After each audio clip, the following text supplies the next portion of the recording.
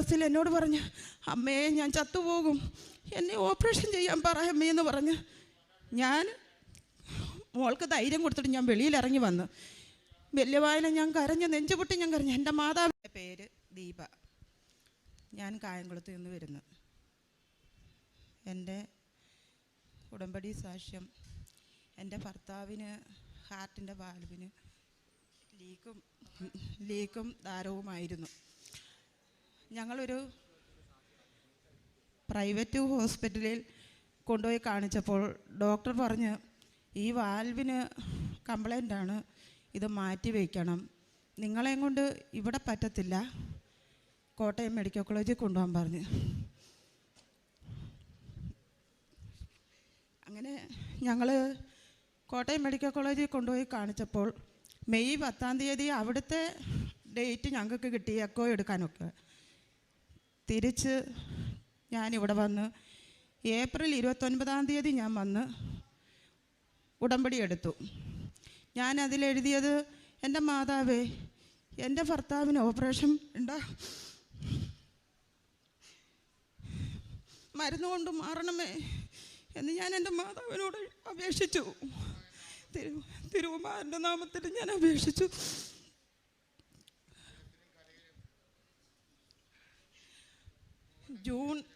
May 10 ഞങ്ങൾ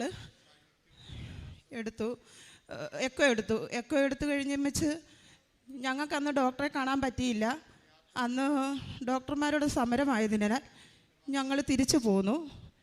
പിന്നീട് June 6 എനിക്ക് ഡോക്ടറെ കാണാൻ പോകാൻ പറ്റിയത്. സാമ്പത്തിക ബുദ്ധിമുട്ടൊക്കെ ഉണ്ടായിരുന്നു. അന്ന് ഞാൻ ഇവിടുന്ന് ഉടമ്പടി എടുത്ത് എൻ്റെ ആദ്യത്തെ നീല മെഴുകുതിരി ഞാൻ പ്രത്യക്ഷീകരണ പ്രാർത്ഥന കത്തിച്ച് തീർന്നായിരുന്നു. രണ്ടാമത്തെ മെഴുകുതിരി ഞാൻ 3-ാമത്തെ ദിവസം കത്തിക്കുമായിരുന്നു. അന്ന് ഈ മെഴുകുതിരി കത്തിച്ചപ്പോൾ ചെറിയ ഒരു പൊട്ടുപോലെ തീനാളം. അപ്പം ഞാൻ വിഷമിച്ചു. ഞാൻ പറയും, എൻ്റെ മാതാവേ, എൻ്റെ ഭർത്താവിനെയും കൊണ്ട് ഇന്ന് ആശുപത്രി റിസൾട്ട് കാണിക്കാൻ പോവാ, ഈ തിരുനാളം കെട്ടു പോവോ? ആ നിമിഷം ആ തിരുനാളം ആളിക്കത്തി. എന്നിട്ട് അതൊരു സൈഡിലേക്ക് ഉരുകി വീണു. മാതാവിൻ്റെ ഒരു രൂപം എന്നെ കാണിച്ചു. അന്ന് ഞാൻ ആശുപത്രിയിൽ പോയത്, ഞാനൊരു കല്യാണത്തിന് പോകുന്ന സന്തോഷത്തോടെ എൻ്റെ ഭർത്താവിനെയും കൊണ്ട് പോയത്. ഞാൻ എഴുതിയതുപോലെ തന്നെ എൻ്റെ ഡോക്ടർ എന്നോട് പറഞ്ഞു, ഒരു കുഴപ്പവുമില്ല, ഓപ്പറേഷൻ ഒന്നും വേണ്ട, മരുന്ന് മാത്രം കഴിച്ചാൽ മതി എന്ന് പറഞ്ഞു. അങ്ങനെ ഞാൻ തിരിച്ചു വന്നു. ഒരാഴ്ച എൻ്റെ ഭർത്താവിന് മരുന്ന് കൊടുത്തു. ഇപ്പം ഞാൻ മരുന്ന് കൊടുക്കുന്നില്ല. എൻ്റെ അമ്മ മാതാവിൻ്റെ തൈലവും ഉപ്പും എൻ്റെ ഭർത്താവിന് ഞാൻ കൊടുക്കുന്നത്. ഒരു കുഴപ്പവും ഇല്ല. എൻ്റെ രണ്ടാമത്തെ സാക്ഷ്യം, എൻ്റെ ഇളയ മോളുടെ വിവാഹത്തിന് വേണ്ടി എനിക്ക് സാമ്പത്തികമായിട്ട് ഭയങ്കര ബുദ്ധിമുട്ടായിരുന്നു. എനിക്ക് 5 ലക്ഷം രൂപയുടെ കുറവുണ്ടായിരുന്നു. ഞാൻ ഒരുപാട് ബാങ്കുകളിൽ കയറി ഇറങ്ങി, എനിക്ക് ലോണുകളൊന്നും കിട്ടിയില്ല. തിരിച്ച് എന്നോടൊരാൾ പറഞ്ഞ, ആലപ്പുഴയിൽ വ്യാപാര വ്യവസായ ഒരു ബാങ്കുണ്ട്, അവിടെ ചെന്നാൽ ലോൺ കിട്ടും. ഞാൻ അവിടെ വന്നപ്പോഴും എനിക്ക് ലോൺ കിട്ടിയില്ല.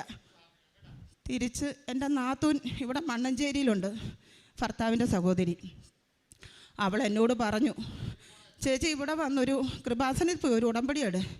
ഞാൻ ഇവിടെ വന്ന് ഉടമ്പടിയിൽ എഴുതിയിട്ടു, മാതാവേ, എനിക്കൊരു 5 ലക്ഷം രൂപയുടെ ആവശ്യമുണ്ട് എൻ്റെ മകളുടെ കല്യാണത്തിൽ, എനിക്ക് അമ്പമാതാവ് എവിടെയെങ്കിലും സാധിച്ചു തരണം. തിരിച്ച് ഞാൻ വീട്ടിൽ ചെന്ന് കഴിഞ്ഞപ്പം, ഞാനൊരു വീട്ടിൽ ജോലിക്ക് പോകുന്നതായിരുന്നു. ആ വീട്ടുകാരെന്നോട് ചോദിച്ചു, ദീപേ, എങ്ങനാ കാര്യങ്ങളൊക്കെ ആയോ? ഞാൻ പറഞ്ഞു, ഇല്ല, ഞാൻ ലോണിന് വേണ്ടി ഓടി നടക്കുക. നിങ്ങൾക്ക് അക്കൗണ്ടുള്ള ബാങ്കിൽ നിന്ന് എനിക്കൊരു ലോൺ എടുത്തതാ. അവർ എൻ്റെ പ്രമാണവും കൊണ്ട് പോയി, പക്ഷേ കിട്ടിയില്ല. തിരിച്ച് എൻ്റെ കൊണ്ട് തന്നിട്ട് പറഞ്ഞു, ലോൺ കിട്ടത്തില്ലെന്ന് പറഞ്ഞു. ഞാൻ പറഞ്ഞു, ഒരു കാര്യം ചെയ് അണ്ണാ, നിങ്ങൾ ഇവിടെ വെച്ച് എൻ്റെ പ്രമാണം വെച്ചിട്ട് എനിക്കൊരു 5 ലക്ഷം രൂപ അതാ. അപ്പോഴവരൊന്നും പറഞ്ഞില്ല. പിറ്റേ ദിവസം ഞാൻ ചെന്നപ്പം അവർ ഭാര്യയും ഭർത്താവും കൂടെ എന്നെ വിളിച്ചിട്ട് പറഞ്ഞു, ദീപേ, 5.5 ലക്ഷം രൂപ ഞങ്ങൾ തരാം, കൊച്ചിൻ്റെ കല്യാണം നടക്കട്ടെ, അത് ഈ 2 ലക്ഷം രൂപ എനിക്ക് തിരിച്ചു തരണം, 3.5 ലക്ഷം രൂപ എനിക്ക് തിരിച്ച് തരണ്ടെന്ന് പറഞ്ഞു. അങ്ങനെ എനിക്ക് അവർ 5.5 ലക്ഷം രൂപ തന്നു. എൻ്റെ മോടെ കല്യാണം ഭംഗിയായിട്ട് നടന്നു. ഞാൻ അമ്മ മാതാവിനോട് 5 ലക്ഷം രൂപയാണ് ആവശ്യപ്പെട്ടത്. 50,000 രൂപ ഞാൻ തിരിച്ചു കൊടുത്തപ്പം അവരെന്നോട് പറഞ്ഞു, ദീപ ബാക്കി പൈസ തരണ്ടെന്ന് പറഞ്ഞു. ഞാൻ എൻ്റെ അമ്മ മാതാവിനോട് ആവശ്യപ്പെട്ടതുപോലെ തന്നെ എനിക്ക് 5 ലക്ഷം രൂപ തന്നിനെ സഹായിച്ചു. പിന്നെ ആ മോളുടെ പ്രസവ സമയം, ആ സമയത്ത് അവൾക്ക് അതുവരെയും സ്കാൻ ചെയ്തപ്പോൾ കുഴപ്പമൊന്നുമില്ല. പക്ഷേ ലേബർ റൂമിൽ കയറ്റി പ്രസവ സമയം ആകാറായപ്പോഴത്തേക്ക് കുഞ്ഞിൻ്റെ കഴുത്തിൽ പൊക്കിൾക്കൊടിയൊക്കെ ചുറ്റി വല്ലാത്തൊരു അവസ്ഥയിൽ അവൾ ബുദ്ധിമുട്ടി. ആ ഒരു സമയം ഡോക്ടർ എന്നോട് വിളിച്ച്, അമ്മ ലേബർ റൂമിൽ കയറി വരണം, വന്ന് മോൾക്കൊരു ധൈര്യം കൊടുക്കണമെന്ന് പറഞ്ഞു. ഞാൻ കയറി ചെന്നപ്പം എൻ്റെ കുഞ്ഞ് വല്ലാത്തൊരവസ്ഥയിൽ എന്നോട് പറഞ്ഞു, അമ്മേ ഞാൻ ചത്തുപോകും, എന്നെ ഓപ്പറേഷൻ ചെയ്യാൻ പറയമ്മേന്ന് പറഞ്ഞ് ഞാൻ മോൾക്ക് ധൈര്യം കൊടുത്തിട്ട് ഞാൻ വെളിയിലിറങ്ങി വന്നു. വലിയ വായന ഞാൻ കരഞ്ഞ്, നെഞ്ചുപൊട്ടി ഞാൻ കരഞ്ഞു. എൻ്റെ മാതാവേ, 3 മണിക്ക് മുമ്പ് എൻ്റെ കുഞ്ഞ് പ്രസവിച്ചു, അവൾക്കൊരു സുഖപ്രസവം നൽകി അവളെ അനുഗ്രഹിക്കണം. കുഞ്ഞിനും അമ്മയ്ക്കും ഒരു ആപത്തുമില്ലാതെ എൻ്റെ അമ്മ മാതാവ് സംരക്ഷിക്കുക. എൻ്റെ കുഞ്ഞിനെ ഞാൻ എൻ്റെ അമ്മ മാതാവിൻ്റെ അടുക്കൽ കൊണ്ടുവന്ന് കാണിക്കാമെന്ന് പറഞ്ഞു. കൃത്യം 2:53 ആയപ്പം എൻ്റെ കുഞ്ഞ് ഒരു ആൺകുഞ്ഞിന് ജന്മം നൽകി. ഒരു കുഴപ്പവുമില്ല. പൂക്കൾക്കൂടി ചുറ്റി കുഞ്ഞിൻ്റെ നെറ്റിയൊക്കെ കുറേ പതുങ്ങിയൊക്കെ ഇരിക്കുമായിരുന്നെങ്കിലും ഒരാപത്തും ഇല്ലാതെ ഞാൻ എൻ്റെ കുഞ്ഞിനെ എൻ്റെ മാതാവിൻ്റെ അടുക്കൽ കൊണ്ടുവന്ന് കാണിച്ചു. അങ്ങനെ അതിലും അമ്മ മാതാവും തിരുവുമാരനും എന്നെ അനുഗ്രഹിച്ചു. പിന്നീട് എനിക്ക് എൻ്റെ ഭർത്താവിന് ഇപ്പോൾ ഒരു ചെറിയ മീനിൻ്റെ ബിസിനസ്സാണ്. പുള്ളിക്ക് ഒരു ഒമനി വേണം, അതേലാകുമ്പോൾ ഒറ്റയ്ക്ക് പോയി മീൻ എടുക്കാൻ പറ്റും. എങ്ങനെയാ പഴവിലയ്ക്ക് ഒരെണ്ണം എടുക്കാം. ഞാൻ പറഞ്ഞു, നമുക്ക് ഇത്രയും ബാധ്യതയുള്ളപ്പോൾ എങ്ങനെ പറ്റും, എങ്ങനെയെങ്കിലും നോക്കാം. അങ്ങനെ എൻ്റെ ഇളയ മോളുടെ ബന്ധുക്കൾ എനിക്കൊരു ലോൺ ആക്കി, ഒരു മൈക്രോ ഫിനാൻസ് ലോൺ റെഡിയാക്കി തന്നു. അപ്പം ഞാൻ അമ്മ മാതാവിനോട് പ്രാർത്ഥിച്ചു, അമ്മ മാതാവേ, ഒരു 65,000 രൂപയിൽ കൂടുതൽ ആ വാഹനത്തിനാവരുതേ, അമ്മ മാതാവ് വേണം വന്ന് അത് ഞങ്ങൾക്ക് കാണിച്ചു തരാനേ. അങ്ങനെ കൃത്യം 65,000 രൂപയ്ക്ക് എൻ്റെ അമ്മ മാതാവ് ഒരു പഴയ വണ്ടി ഞങ്ങൾക്ക് കാണിച്ചു. ഞാൻ അന്ന് അമ്മ മാതാവിനോട് പറഞ്ഞു, അമ്മ മാതാവിൻ്റെ അടുക്കൽ ഞങ്ങളുടെ കൂടെ വരാൻ ആഗ്രഹിക്കുന്ന ആരെല്ലാം ഉണ്ടോ ആ വണ്ടിയെ കൊണ്ടുവരാൻ പറ്റുന്നവരെ ഞങ്ങളിവിടെ കൊണ്ടുവന്ന് ഉടമ്പടി എടുപ്പിക്കും. അങ്ങനെ എൻ്റെ കൂടെ വരാൻ ആഗ്രഹിച്ചവരെല്ലാം ആ വണ്ടിയിൽ മാതാവെന്ന് പേര് എഴുതി അമ്മ മാതാവിൻ്റെ സ്റ്റിക്കർ ഒട്ടിച്ച് ആ വണ്ടിയെ ഞങ്ങളുടെ കൂടെ വരാൻ ആഗ്രഹിച്ചവരെ ഞങ്ങളുടെ ചിലവോടുകൂടി ഞങ്ങളിവിടെ കഴിഞ്ഞ മാസം 1-ാം തീയതി കൊണ്ടുവന്ന് ഉടമ്പടി എടുപ്പിച്ചു. അവർക്കെല്ലാം വിശ്വാസമാണ്. അവരെ അതുപോലെ തന്നെ ഇപ്പം 2-3 ദിവസത്തിന് മുമ്പ് അതിന് മുമ്പായിട്ടൊരു കാര്യം കൂടെ പറയട്ടെ. 7 വർഷമായിട്ട് ഞാൻ ഇൻഹേലർ വലിക്കുന്ന ഒരു വ്യക്തിയാണ്. എനിക്കിങ്ങനെ സംസാരിക്കാനോ ഒന്നും പറ്റത്തില്ല. എനിക്ക് ഭയങ്കരമായ ബുദ്ധിമുട്ട് എന്ന് വെച്ചാൽ 4 ദിവസം കൂടുമ്പോഴെങ്കിലും ഞാൻ ഇൻഹേലർ വലിക്കും. കാരണം ആ 4 ദിവസം ആക്കിയത് എന്താണെന്ന് ചോദിച്ചാൽ, എനിക്ക് ഈ മരുന്ന് വലിച്ചു കഴിയുമ്പോൾ എൻ്റെ ശരീരം മൊത്തവും എനിക്ക് വിറയല. ഒരു പിച്ചാത്തി എടുത്ത് എന്തെങ്കിലും അരിയുമ്പോഴൊക്കെ എനിക്ക് പേടിയാണ്. ഞാൻ ഈ ഉടമ്പടി എടുത്തേ പിന്നെ ഇന്ന് ഈ നിമിഷം വരെ ഞാൻ ഇൻഹേലർ കൈകൊണ്ട് തൊട്ടിട്ടില്ല. ഞാൻ മരുന്ന് വലിച്ചിട്ടേ ഇല്ല. അതിലും എൻ്റെ അമ്മ മാതാവും തിരുവുമാരനും എന്നെ അനുഗ്രഹിച്ചു.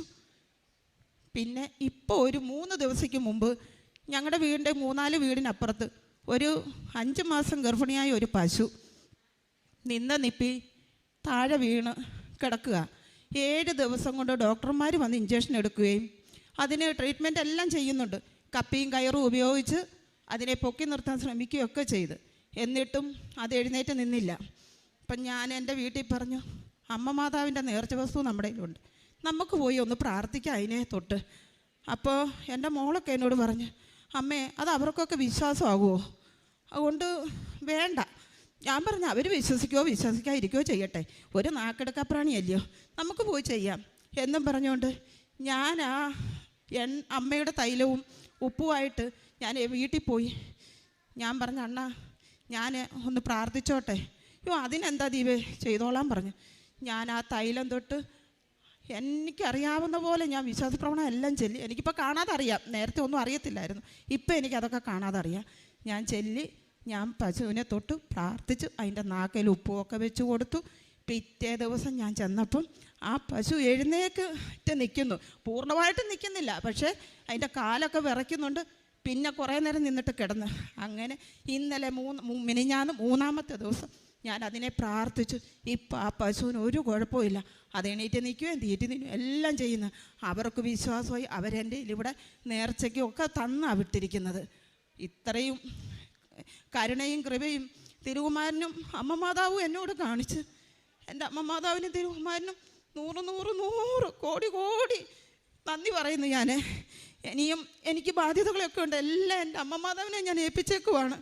ഇപ്പോൾ എൻ്റെ മോള് വീണ്ടും ഗർഭിണിയാണ്. അതും ഞാൻ എൻ്റെ അമ്മ മാതാവിനെ ഏൽപ്പിച്ചേക്കുവാണ്. ഇനിയും എനിക്കിവിടെ വന്ന് സാക്ഷ്യം പറയാൻ എൻ്റെ അമ്മ മാതാവും തിരുകുമാരനും എന്നെ അനുഗ്രഹിക്കട്ടെ എന്ന് ഞാൻ പ്രാർത്ഥിക്കുന്നു. എല്ലാവർക്കും വേണ്ടി ഞാൻ പ്രാർത്ഥിക്കും.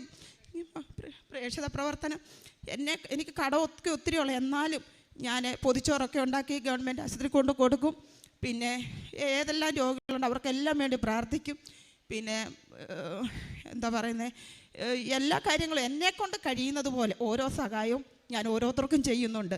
കൂടുതലൊന്നും ചെയ്യാൻ പറ്റും. പിന്നെ പത്രങ്ങൾ ഞാൻ ആശുപത്രികളിലും എൻ്റെ വീടിൻ്റെ പരിസരത്തും എനിക്ക് കൊടുക്കാൻ പറ്റുന്നവരോടൊക്കെ എല്ലാം കൊടുക്കുന്നുണ്ട്.